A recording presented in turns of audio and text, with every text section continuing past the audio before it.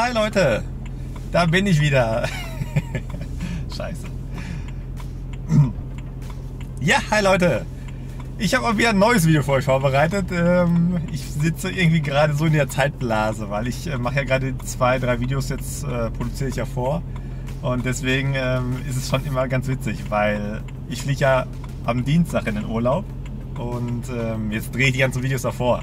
Ist ganz witzig. Ja, wie gesagt, in diesem Video geht es jetzt hier um den lang ersehnten Vergleich zwischen meinem M3 und meinem vorigen 335 E92 Coupé. Das wollten ja viele sehen und das geistert ja draußen immer noch so rum. Ja, was ist besser? E92, also 335i mit dem Biturbo oder der V8 Saugmotor? Ja, das gab es schon immer. Also ich glaube, solange es die beiden Modelle gibt, gab es sofort immer diese Kontrahenten immer, ja, ne, M3 ist zu langsam und so, der hat keinen Druck und lieber 335 Turbolader eben halt von unten raus sofort. Ja, also ich kann euch vorwegnehmen, also es sind beide super geniale Autos. Egal für welchen ihr euch entscheidet, ihr macht überhaupt nichts verkehrt damit. Es geht jetzt darum, ich hatte nochmal nachgeschaut heute Morgen meine ganzen Unterlagen und ich hatte den 2012 hatte ich den gekauft, beim BMW-Händler in Gronau. Und das war richtig genial. Also ich hatte, bevor ich den 335 gekauft habe, hatte ich den Mercedes CLK mit dem V8-Motor. Der hatte, ich glaube, damals irgendwie 270, 280 PS so. Und ja, es war, ich glaube, mein einziger Mercedes, den ich hatte. Aber der hat schon Spaß gemacht. Ich hatte den gebraucht geholt. Ich glaube, für 4.000, 5.000 Euro war es. Das ist ein älteres Modell gewesen. Aber Hauptsache Ding V8-Motor, das war mir wichtig. Ja, war schon immer so ein bisschen verseucht vom Klang her. Hatte den nachher auch den Mercedes zu Friedrich Motorsport gebracht. Ich glaube, in der Köln sitzen die Oberrad.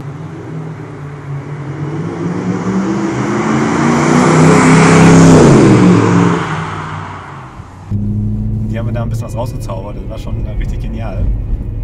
Aber ich schweife hier schon wieder vom Thema ab. Ich kam beim Gronau-Händler hin, wegen dem 335. Und der hatte mich erstmal angeguckt. Er meinte so, ja, als er gesehen hatte, dass ich aus dem Mercedes, der war auch noch grün. So komisch grün war der, also ja, nicht so hübsch vom Äußeren. Und dann meinte er, ja, jetzt fehlt nur noch, dass sie noch einen Hut auf der Hutablage haben. Ich so, ja, was soll das denn heißen? Ne? Hat er sich schon wieder Pluspunkte bei mir gesammelt. Aber war ein super netter Verkäufer. Ich glaube, es war Auto aus Zyran. Vielleicht kennt das jemand von euch. Eigentlich gute Erfahrungen gemacht. Ja, ich hatte dann die Probefahrt sofort mit dem 335 gemacht und war einfach nur begeistert. Im Gegensatz zu dem Mercedes, der, was weiß ich, wie viele Jahre älter war. Ich glaube, obwohl der war gar nicht so viel älter, Mercedes. Muss ich nochmal nachschauen. Aber auf jeden Fall war das ein Unterschied wie Tag und Nacht. Also der neue 335i mit dem Druck von unten und ich hatte diese Aktivlenkung ja. Und es war wie Go-Kart fahren. Es war so genial. Ich erinnere mich noch an die Probefahrt. Ich war einfach nur happy. Ich wollte unbedingt haben sofort. Der Schiebedach hatte ich auch gehabt. Ja, Felgen waren ja auch 19 Zoll Felgen da drauf, die normalen. Hatte zwar kein M-Paket damals. Wollte ich dann immer nachrüsten, habe ich dann auch nie gemacht, weil ich war immer so zufrieden. Und habe mir dann später nur die Performance-Abgasanlage geholt vom BMW. Und danach war sowieso alles genial. Mehr brauchte ich nicht. Ja.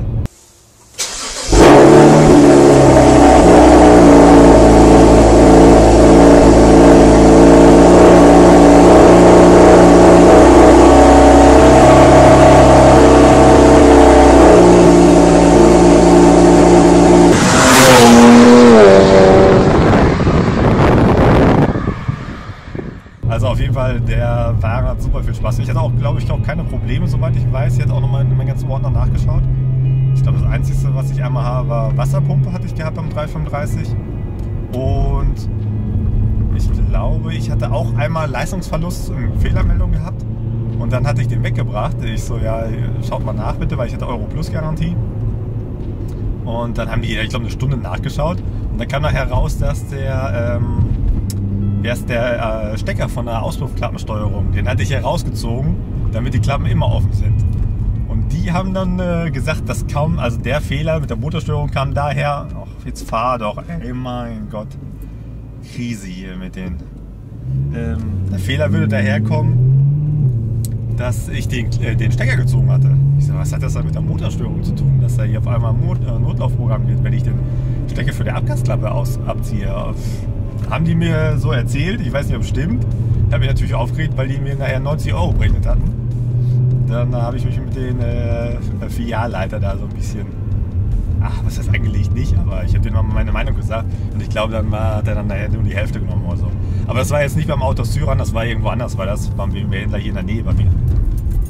Und ja, ich glaube, das war so das Einzige, was ich hatte beim 335. Viele hatten ja auch immer beklagt, die haben ja so Probleme mit den Injektoren, ist ja immer so die erste Sache, oder mit der Hochdruckpumpen. Das habe ich mal öfters gelesen in ganzen Foren.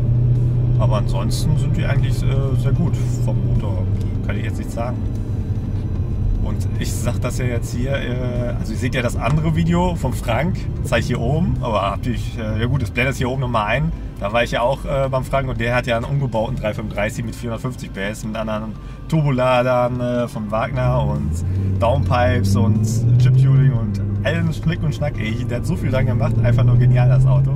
Ich war echt begeistert, als ich den wieder gesehen hatte jetzt, die letzten Tage.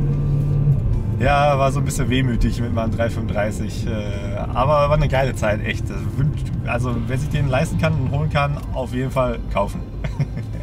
Und zum Thema Leisten und Preis, wenn man jetzt beide vergleicht, M3 und 335 sind das auch wieder fast Welten. Also der 335 war richtig, richtig günstig dagegen.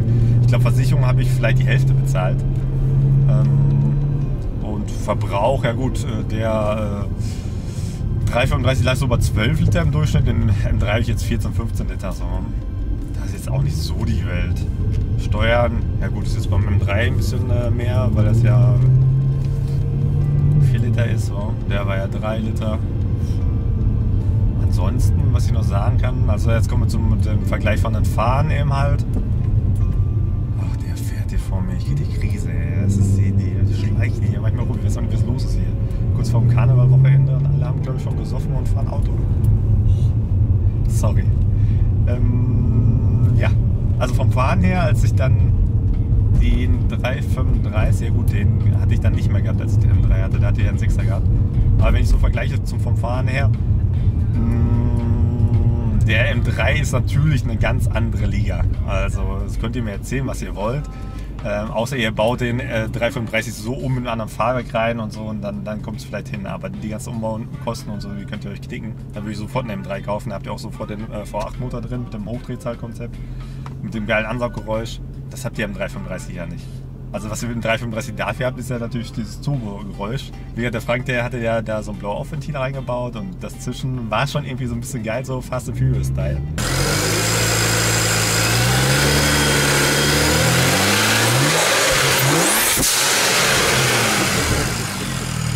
Also ich gehe einmal nach hinten. So, einmal kannst du noch. Ja, vorsichtig hier.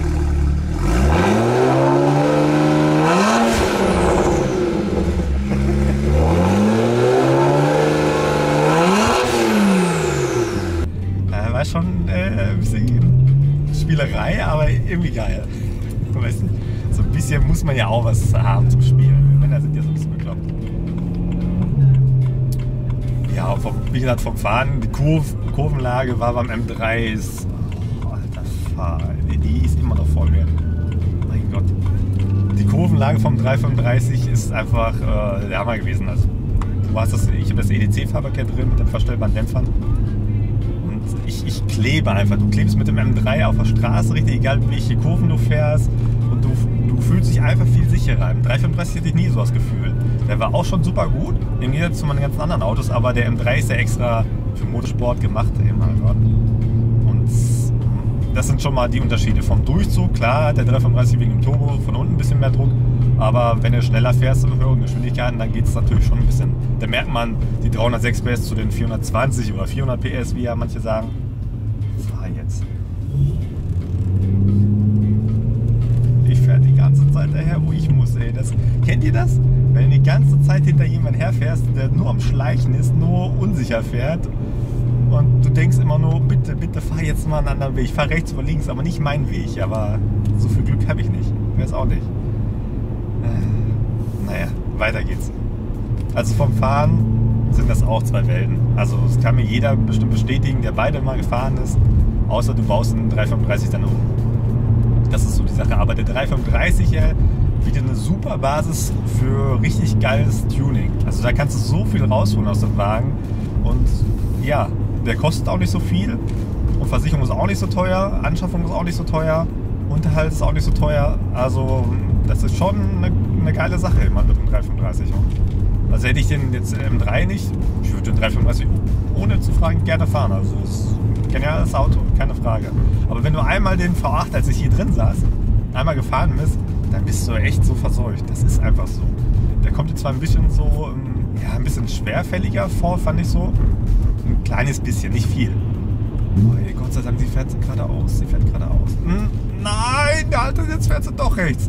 Sie war erst geradeaus linke Spur und fährt jetzt doch wieder rechte Spur und will mich ärgern. Ich weiß nicht, ob die das weiß oder nicht. Ey, ich würde euch am liebsten da die Kamera mal umdrehen hier und die mal zeigen, hier die Olle. Boah, schlimm. Weiß auch nicht, warum ich so gestresst bin. Ist ja eigentlich Wochenendzeit. Keine Ahnung. Ja. Und was ich noch gefunden habe in meinen Unterlagen, da hatte ich auch nochmal eine Leistungsmessung gemacht mit dem 335. Das war bei VMAX, blende ich euch mal hier ein. Und ich hatte mir natürlich ein bisschen mehr erhofft, aber von der PS-Zahl, ich glaube, er hatte 306 PS genau gehabt. Nur Newtonmeter hatte meiner ein bisschen mehr gehabt. Also der hat jetzt nicht viel nach oben gestreut. Fand ich ein bisschen schade, aber war jetzt auch nicht schlecht, dass er nicht weniger hatte. Sonst, was hatte ich noch? Ich mache euch hier nochmal die Ausstattung rein von dem 335. Die Liste habe ich ja auch noch vom Verkäufer. Und was hatte ich noch gefunden? Die Bilder mache ich vom 335 mache ich nochmal rein. Was könnte euch denn sonst noch interessieren? Ihr könnt ja einfach mal drunter schreiben, was euch noch so einfallen würde, was euch nochmal so ein Vergleich. Vielleicht kriege ich das ja mal hin, dass sich jemand meldet mit dem 335 und dann kann man so einen Vergleich mal zusammen machen mit dem M3 und 335, vielleicht mal so ein paar Fahrten, wie er, also der 335-Fahrer zum Beispiel den jetzt so finden würde und wie ich dann den 335 jetzt finde, nachdem ich den ja fast 3,5 Jahre jetzt habe, den Wagen. Das wäre natürlich am super, am besten. Oh, ey, jetzt hau ab. Oh, Gott sei Dank, sie ist weg. Boah, Alter. Das kann man eigentlich eben so schon aufmachen. Ist das ja nervig. Ja, ich hoffe, euch hat das kurze Video gefallen. Wenn ihr Fragen habt, weitere Anregungen, einfach unten in die Kommentare. Ich beantworte auch die meisten, also fast alle eigentlich. Jetzt müsst ihr natürlich gucken, ich bin dann jetzt, wenn das Video rauskommt, natürlich noch im Urlaub. So ist das, Zeitplan. Ja, ich wünsche euch, wie gesagt, viel Spaß. Freue mich über ein Like und ein Abo natürlich auch. Und ich sag mal, bis die nächsten Tage, Jungs. Haut rein. Ciao, ciao.